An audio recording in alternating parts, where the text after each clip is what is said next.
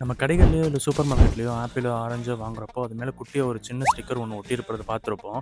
அது ஏன் ஒட்டியிருக்காங்க, எதுக்கு ஒட்டியிருக்காங்கங்கிறத நான் உங்களுக்கு சொல்றேன். அதுக்கு முன்னாடி தாட்ஸ் பை குரூப்ப ஃபாலோ பண்ணுங்க. இந்த குட்டி ஸ்டிக்கர்ல மென்ஷன் பண்ணியிருக்கக்கூடிய நம்பர் நம்ம வாங்கக்கூடிய பழங்கள் வந்துட்டு ஹைபிரிடா, ஆர்கானிக்கா, இல்ல செயற்கை உரங்கள், பூச்சிக்கொல்லிகள்லாம் அதிகம் பயன்படுத்தி விளைவிக்கப்பட்டதா அப்படிங்கிறத இண்டிகேட் பண்றதுக்காக அந்த ஸ்டிக்கர யூஸ் பண்ணியிருக்காங்க.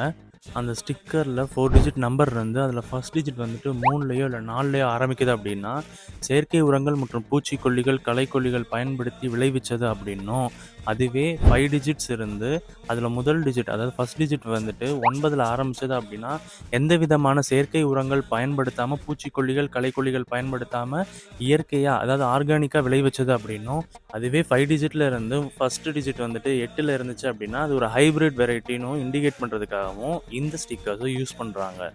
உதாரணத்துக்கு இப்ப வாழைப்பழம் நம்ம எடுத்துக்கிட்டோம் அப்படின்னா, அந்த வாழைப்பழத்த வந்துட்டு செயற்கை உரமோ, இல்ல பூச்சிக்கொல்லியோ போட்டு விளைவிச்சது அப்படின்னா, அதற்கான எண் 4011ஆவும், அதுவே எந்த ஒரு விதமான செயற்கை உரமும் பயன்படுத்தாம ஆர்கானிக்கா விளைவிச்சது அப்படின்னா, 94,011 அப்படின்னும், அதுவே ஹைபிரிட் வெரைட்டிய சேர்ந்த பனானா அப்படின்னா, 84,011 அதுக்கு அந்த ஸ்டிக்கர்ல அந்த கோடு இருக்கும்.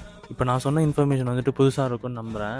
நெக்ஸ்ட் நீங்க ஏதாவது ஃப்ரூட்ஸ் வாங்குறப்போ, கண்டிப்பா இத கவனிச்சு பார்த்து வாங்கி சாப்பிடுங்க. டாடா.